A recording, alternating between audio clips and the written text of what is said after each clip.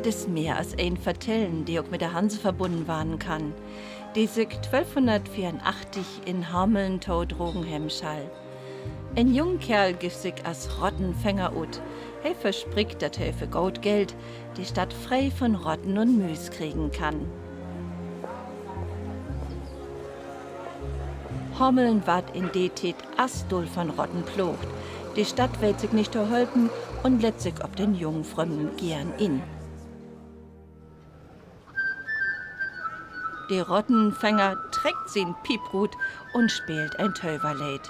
All Rotten kommt ut de Hüskroppen, lobt den jungen Kerl ut de Stadtrut achter an, na de Weser hin, fallt in Worte unversucht. Das soll de vertellen, die meist jeder in Deutschland kennt, ist 1430 zum ersten Mal abschrieben worden. Hameln wär do all 4 Jahre lang Hansestadt. Korn und Müll stehen oder das Weserbachland ward von Hameln und handelt und mockt die Stadt to ein Dreh- und Angelpunkt in der Hansetit. Und Rotten möcht Korn. Die Vertellen von den Rottenfänger hätt also sin wahren Kern.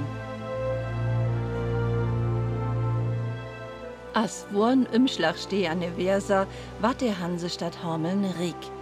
Prunkvolle Fackwaghüs, na Ort von der Weser-Renaissance, sind Tügen von düsse grote Tiet, wo der Handel Astol bläut het. Die Denes hoch het, kann ook fallen. Die Vertellen von den Rottenfänger geit wieder und geit nicht gut ut. Als die Bürger von Hameln die Rotten los sind, ward sie gierig.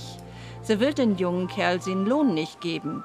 De ward fuchtig und will de Bürger dat vergällen. He spielt wedder ob sin Teuver fleut. All Kinder folgt ute Stadtrut. Sie verschwind und sind nie nicht zurückkommen.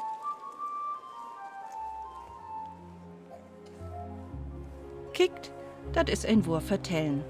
Ook in Stederbund von der Hanse Geld. Mordlos sehen, schickt sich nicht für Kuppmannslöd.